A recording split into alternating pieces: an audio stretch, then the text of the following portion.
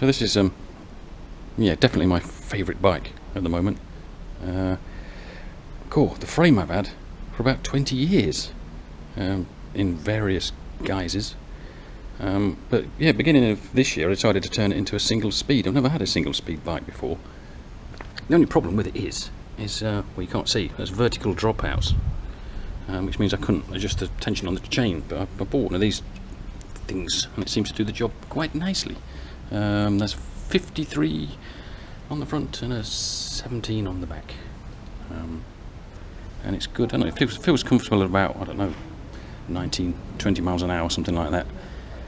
I bought these cheapy wheels. I wasn't sure if I was going to take to the single speed thing, so I bought some really cheap wheels. They're only about 30 quid each, and they're pretty much knackered already, really. So I've got some nice new wheels to go on. Another thing as well is the headset is completely shot, so I'm going to replace that as well. I never had a name for this bike until recently, but there were some big cracks sort of developed, and I had them welded up, TIG welded up, and it's not the most beautiful piece of welding. So yeah, so there's now a Frankenstein type look to the whole thing. So yeah, I gave him the name of Frank. So this is Frank, my single speed bike. The other thing I'm really tempted to do, for no good reason really, is to cut those off. That just really annoy me. Yeah, because there's no going back to gears now on this bike, I don't think. So yeah, I might take the angle grinder to those and get rid of them. Okay, well, so there's the new headset to go in. Shouldn't take long, hopefully. Famous last words. Well, it looks and feels considerably better. This is the old one. I think you can safely say I got my money's worth out of that one, I think. Good, right, next job. Yeah, I've never really been a blingy sort of person when it comes to anything really. I've always preferred sort of function, you know, reliability over sort of looks and silly brand names and stuff. Yeah, so all of these carbon bits, they're just sort of generic cheapy bits I bought from China. I mean, carbon forks, carbon bars, carbon everything. Yeah, and the new wheels are carbon, so it'll complete the carbon look. The only thing I regret buying was I bought two so-called carbon bottle cages, and they broke within about 5 minutes, and they weren't actually carbon, they were plastic. Light, reliable, comfortable, that's the main thing. It's the reason I've kept this frame so many years, is because it's just so comfortable. This is one of my other bikes. It used to be my favourite bike, but unfortunately he's sat in the shed here for about 6 months and I've hardly used it. It's looking in a bit of a state actually. Yeah, I better give it a bit of a clean. And my other bike is my old race bike. That's carbon. Oh, it's just beautiful. But that's up in the loft at the minute. I've not ridden that for years. I'm sort of saving it for my big cycling comeback, whenever that may be. Yeah, this is my little Hall of Fame, my newspaper clippings. Yeah, and this is my other bike. Lovely. Yeah, but at the minute I say it's up in pieces up in the loft, which is a bit of a shame really.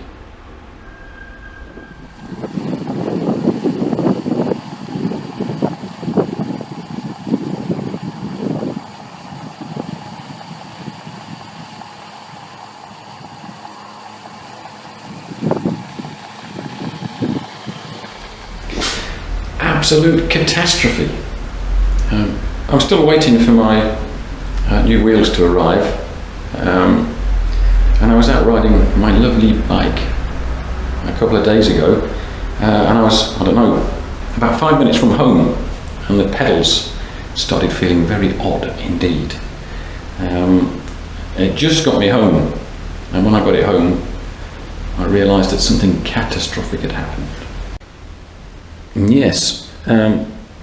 The bottom bracket started to unscrew itself, and the reason it started to unscrew itself is because there's a huge crack in the metal, and it's impossible to tighten it back up. So sadly, this lovely frame is dead. But all is not lost. The magic of the internet. I found a firm in Italy, and they had an aluminium frame almost exactly the same spec, same geometry, and I ordered it 3 days ago and it's just arrived. Look at this beauty.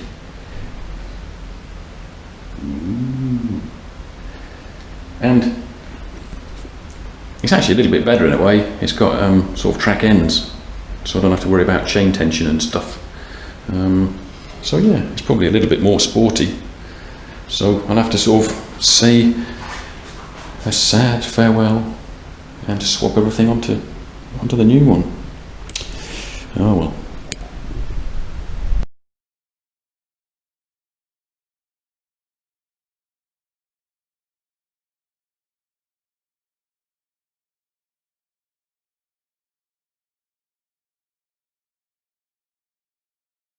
Well, it's probably a case of as you were, really. Ta-da! So yeah, pretty much back to where I was a week ago. Got the new frame, which is very nice, by the way. Yeah, and it's pretty much everything back how it was. But the best thing about it is it's a proper single speed now. I haven't got that funny chain tensioner thing on, and I managed to reduce the size of the cogs a little bit. So we're now, instead of 53/17, we're now 44/40, which is pretty much exactly the same gear ratios.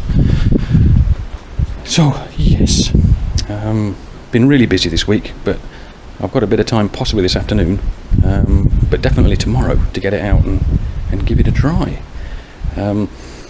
Still no sign of my new wheels arriving, but I've just had a message from the post office and they're in the van as we speak, so I might get them today, so that might be a job for tomorrow. Excellent. Lovely autumnal day. We're right down by the Serbian border. In fact, you can see a watchtower over there. Yeah, and the old machine is okay. There's a slight issue with the headset. It seems to have worked itself a bit loose, but apart from that, it's lovely. It feels a lot, I don't know, it steers a lot quicker than the old one, feels a lot sportier, and it feels a bit stiffer too, if that's possible, with an aluminium frame. But yeah, I like it, it's good, but it feels exactly the same really, in terms of sort of comfort, so yeah, very good. Anyway, onwards and upwards. And sure enough, when I got back from the ride, my wheels were indeed here, in several pieces. The box was completely squashed, and when I picked it up I could hear things jingling around inside, and I thought, oh fuck. I opened it, the back wheel had broken spokes, the front wheel, the rim was completely smashed, and I just had time to take a couple of photographs, and then I had to go and sort of go down the post office.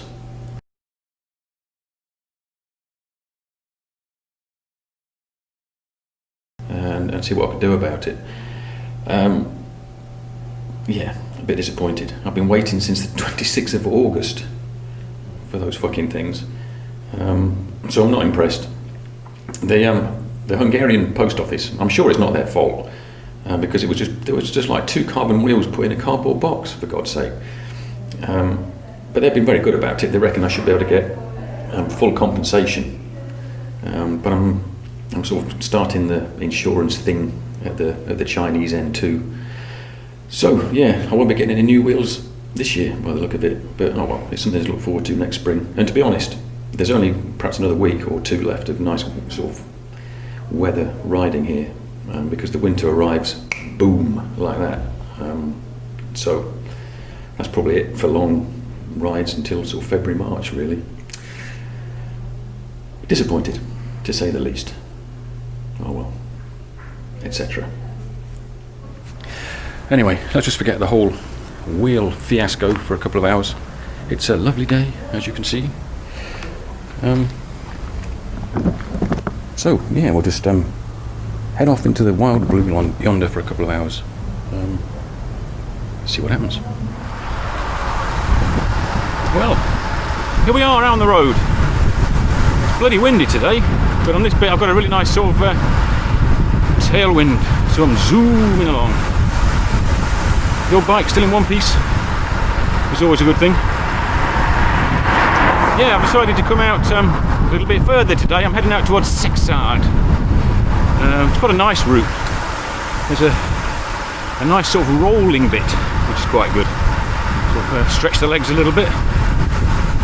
And then I'll come back on a slightly quieter road. It gets quite busy, this one. And then the last part is my usual loop through the forest, following the Danube. And there's a nice garage stop as well, so I can stop and have a Coke or a Red Bull or something if the old energy starts to flag. Yeah, it feels good today. It feels really nice. Weather feels like it's on the turn though. It feels a bit sort of fronty, so I'm glad I came out today, because I imagine it's not going to be particularly nice the next few days.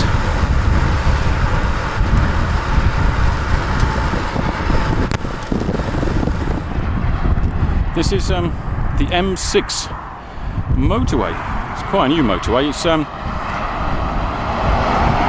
the locals sort of jokingly call it the ghost motorway, because for most of the time there are no cars on it. But this is incredibly busy today. It must be rush hour. That's more like it. Not a car in sight.